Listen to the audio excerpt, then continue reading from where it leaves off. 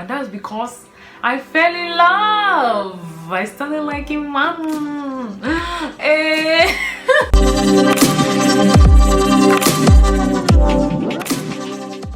Hi guys, welcome back to my channel. If you're new here, welcome. My name is Isioma Ojime and I film about school life, faith, relationship matters and lifestyle. And if it's your first time here, welcome. Kisses for you.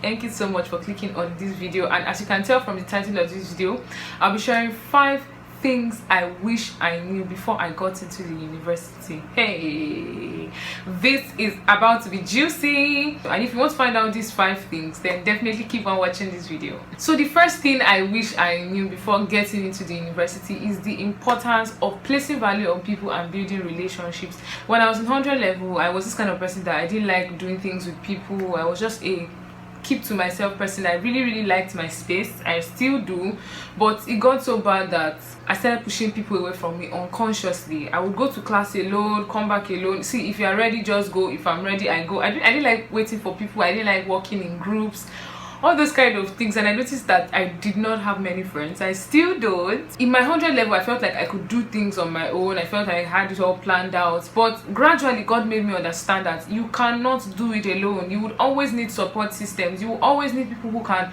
encourage you, who can be there for you, who when you're going astray, those people that can call you back to order. So as you go into the university, please be intentional about actually building relationships and placing value on people. One of the best ways to actually maximize your opportunities as an undergraduate is to build relationships, value people. I'm not saying that everybody must be your friend. The truth is, everybody cannot be your friend, but at least be at peace with everybody. Be at peace with your classmates, be at peace with your roommates, be at peace with those people you're led to be friends with. You might not see the essence in your 100 level, but by the time you get to your 300 level or 400 level, you realize that you actually have a lot of group assignments. You have to work together as a team. And if you didn't have a good relationship with your classmates before, you would be forced or compelled to have a good relationship with them when that time comes. And honestly, you don't want to wait till you need them before you start building a relationship with them. Start now. Prepare your mind. Be open. Don't be a hard person to be friends with. Don't be closed up. Build relationships with people, because it will go a long way in helping you maximize your opportunities as an undergraduate. The second thing I wish I knew before I got into 100 level is that 100 level is king. Whatever you want to achieve academically, start from your 100 level. So for example, if you want to graduate with a second class upper or a first class, start from your 100 level, so that you don't get to 100 level and 200 level and start struggling, because the higher you go, the more the pressure increases. So what you want is to have a strong foundation, so that even when the pressure increases in your 200 and 300 level, you know that you're already on a good standing. I use myself as an example. I'm currently going to my 400 level by the grace of God, and in my 300 level first semester, I struggled academically. It got so bad that my lecturer actually told me that if I dropped again in second semester the way I dropped in first semester, I should just forget about a first class. Now note that statement was said from a place of love. It wasn't from a place of threat or to spite me, or no. If there's one thing, that particular lecturer is someone that always encourages me and wants to see me be at my best. So it was just like something to keep me or get me back on my feet. A lot of things happened, but I'm grateful for my 100 level result, that I really built a strong foundation then. If not, the kind of drop that I dropped, in fact, I don't even know where I will be standing academically. I'll probably have even quit YouTube for a while because of my results. So please, 100 level is king. Make sure you start early. Start building a foundation early. Make it as strong as possible, your first and second semester results, and it will be easier for you. And of course, doing well in 100 level is not an automatic guarantee that you will end well. You still have to be consistent in whatever discipline you have to apply to attain the results you attain. So it's like a continuous thing. And as well, starting poorly does not necessarily mean you might not end well, but it's just good to start early so that it's easier for you along the line. Then the third thing I wish I knew before I got into the university is that dating is sweet, but it's also a burden. This one is so juicy, because you guys know already that I love talking about relationship stuff on this channel. I just love it. Just does my body somehow. and God had to really teach me in practice, not just in knowledge. It's one thing to know one thing, is another thing to experience it. So dating is actually sweet, but it's a burden. Now in my 100 level first semester, I had, I think, a 4.82. Second semester I dropped to like a 4.5, but when the GPs came together to form a CGPA, it was about 4.7, which was still a strong standing, right? But guess what? Dropping from a 4.8 to a 4.5 for me was a great contribution from the distraction that came, and that's because I fell in love. I started liking man. One thing led to another. I liked somebody, I thought he liked me too, and I thought he was going to get into a relationship, but he did not, and this girl got heartbroken even before getting into the relationship. And just so you know, the heartbreak gotten from a situationship is more painful than the one gotten from a relationship. Why do I say so? The one gotten from a relationship, at least you guys tried to see if it could work, and it didn't eventually work out.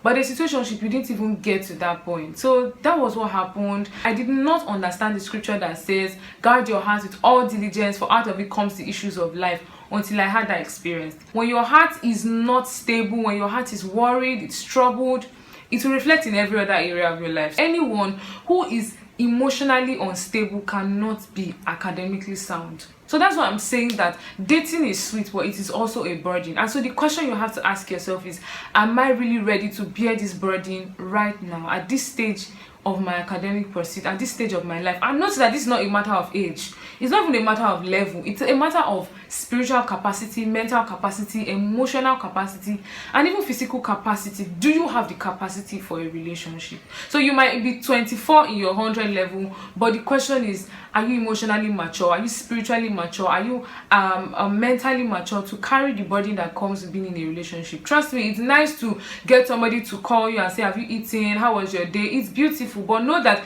if your day went well and the other person's day did not go well, your day automatically doesn't go well as well, because you guys are now accountable to each other. Your lives are now kind of interdependent on each other, or some way, especially when you're committed to that relationship. So this is something I wish I knew, and if I knew, I would have been more careful, I would have been more focused, I would have done everything possible to ensure that I do not get distracted in that area, especially now knowing that that's an area of weakness for me. Honestly, there are people that when they love with their full chest. If you know that kind of person that you don't want to go through a heartbreak, please don't carry that burden right now. Just calm down, go according to God's leading. Don't go out of pressure, let God guide you.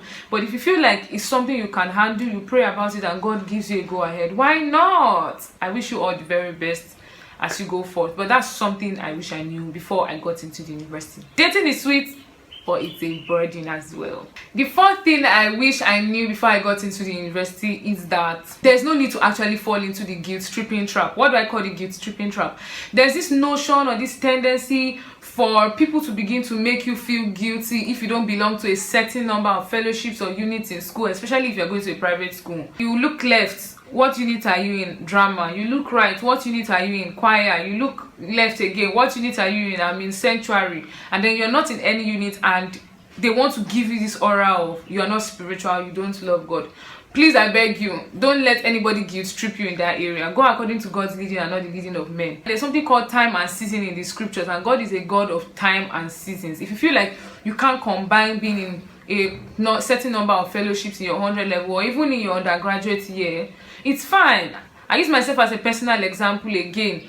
I am currently in devotion unit, and that's the only unit I've been in since my 100 level, because that's the only unit that I received a conviction to be in, and I don't ever feel inaccurate. I don't feel like I'm not doing enough for God. In fact, I feel fulfilled being in this unit, right? So it's not about the number of units, it's not about the number of fellowships, but the conviction you have to be there and how committed you are being there, whatever you do for God. Remember that to some he gave 1, to some he gave 5, to some he gave 2. So whatever he gives you, be faithful and committed in it. As a matter of fact, I highly recommend that you join a fellowship.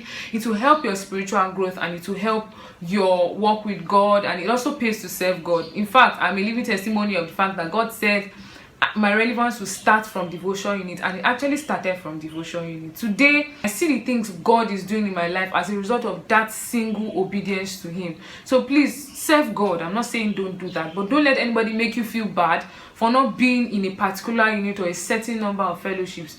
Go by the leading of God and not by the leadings of men.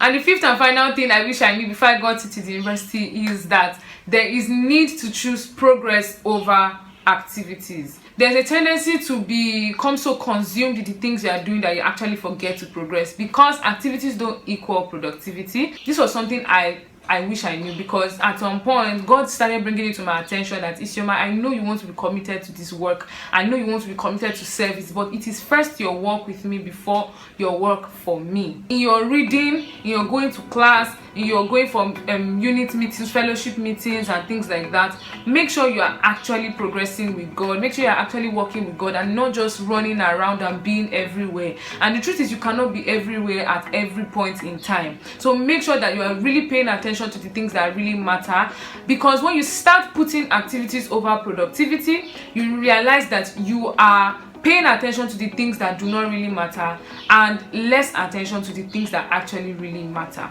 And I pray that he gives you the grace to maximize every opportunity you have in that university or in that institution of learning, and your relevance will begin from there in Jesus' name. If you have any questions, please leave it in the comment section. If there's anything you learned from this video, please let me know in the comment section.